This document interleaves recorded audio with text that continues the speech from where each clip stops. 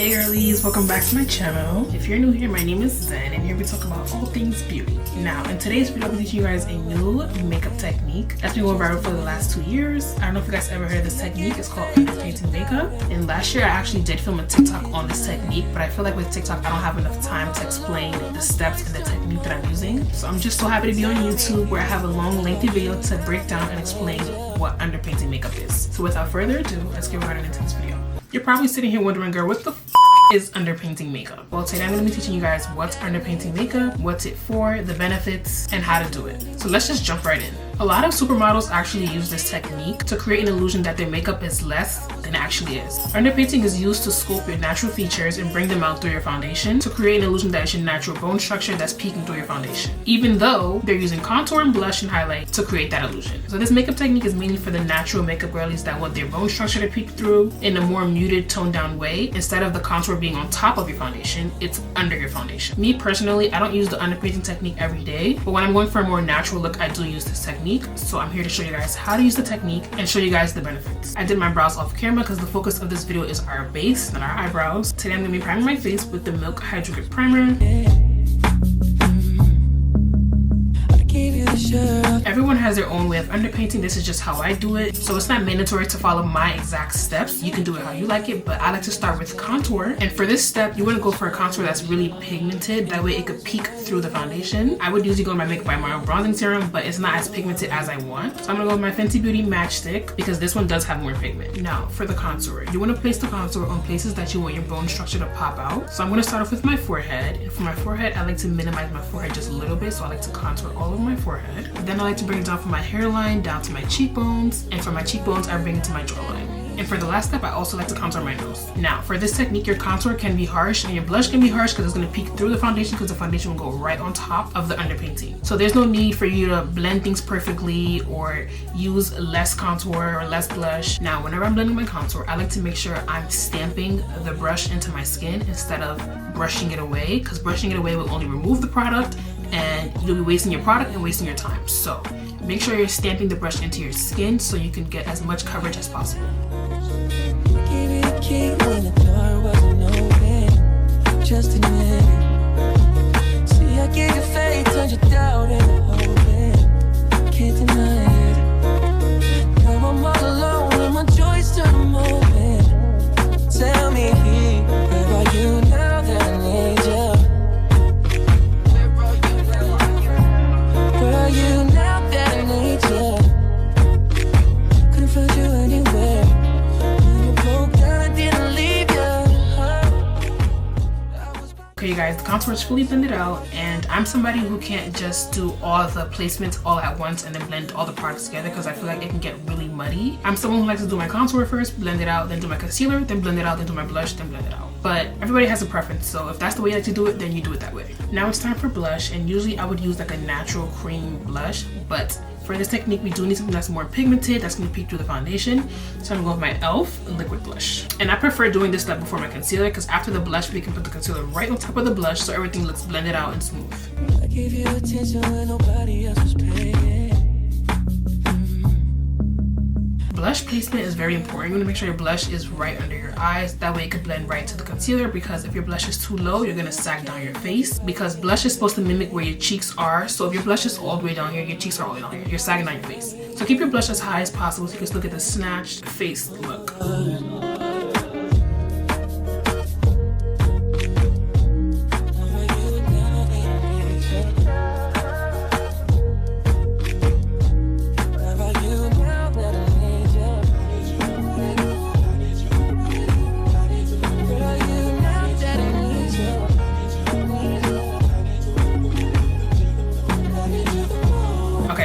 The blush looks crazy, but like I said, for this technique you can be as harsh as possible because at the end of the day the foundation will go on top of all of this, so it would look more natural and seamless, so you wouldn't be able to tell how much pigment or product we used. Now it's time for concealer, and for concealer I'm going to be using it to brighten under my eyes, my forehead, and also under my contour. Concealer is low-key like you're contouring in a way because you are highlighting those areas while also defining those areas. So me going in with concealer under my contour is still sharpening and snatching my face up.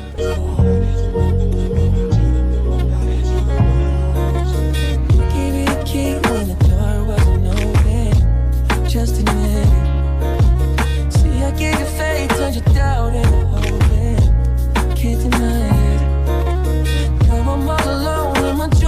going with concealer on the bottom of my face. So at the end of the day, I'll probably just need like a skin tint to go right over my face because everything will be fully covered already. Where are you now that I need you?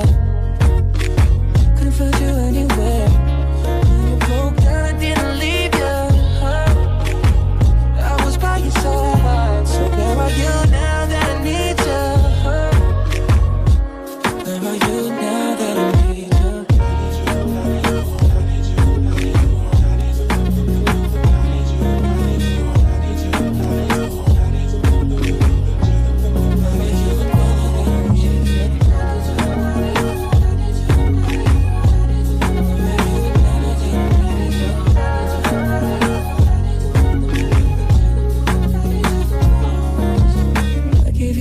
When nobody else was paying.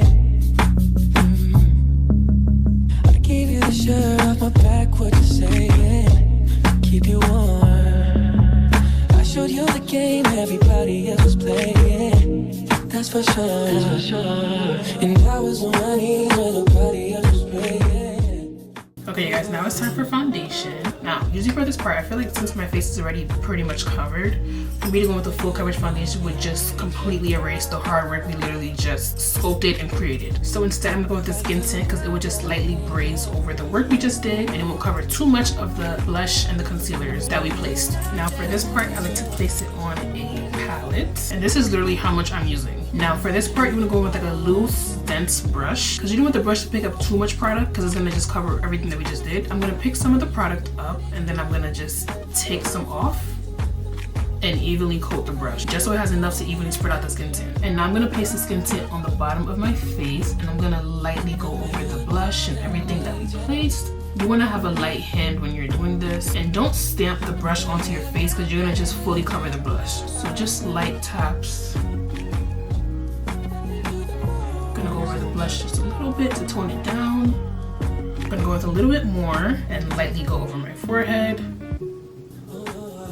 And then I'm gonna do the same on the other side. Okay, now you guys can see what I'm talking about when I say the blush and the contour will peek through the foundation. Everything just looks more natural and subtle, but I'm still going with a little highlighter under my eyes because I do love a bright under eye. Like I'm a sucker for a bright under eye. So just a little bit of this concealer. And like I said, guys, there's no exact steps to underpainting. Just do what works for you and your face shape because we all have different face shapes and different bone structures, so we all contour differently. That's why it's so important to learn your face and your face shape because we all have different face structures.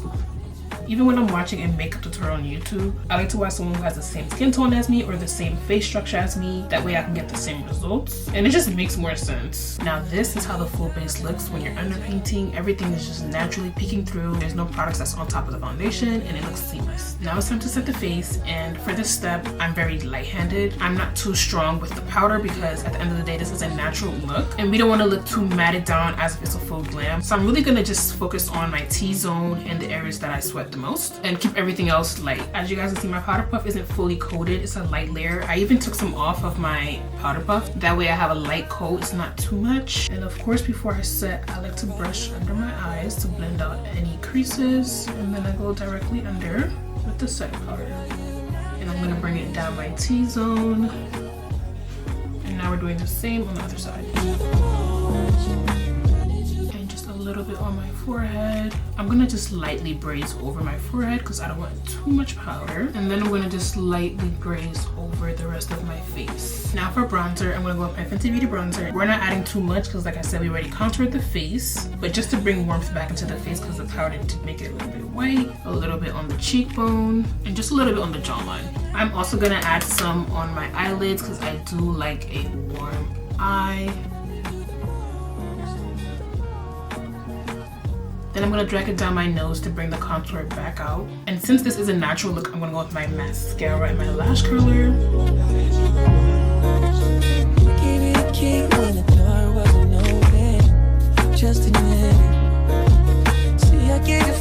Next, I like to bring my beauty marks back out, so I go with eyeliner. And I go right on top of my mole that I have here. And I go right on top of the other beauty marks that I have around my face. I have a lot. I don't have one on my nose, but I still like to add one there. Now it's time for setting spray. I'm going with a matte setting spray because some parts of our faces we didn't use any powder in, so the setting spray we use as a powder.